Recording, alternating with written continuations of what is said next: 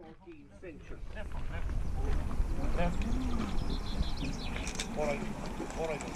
And most of those sheep are only 14 months of age. Now, see the way Rose will always keep her eye on the sheep. That's the reason the sheep respect the dog. The dog reminds them of a wolf out in the wild.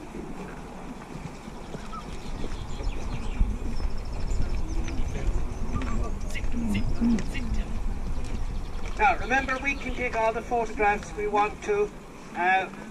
We're no threat to the sheep, we're over them up. If we look at Rose, Rose is at the same eye contact level as the sheep. See now the way she'll walk in.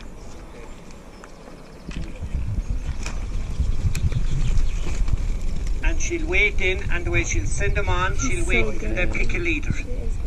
Now, Rose's age, she's only about another 2 years to work before she'll start to go into retirement.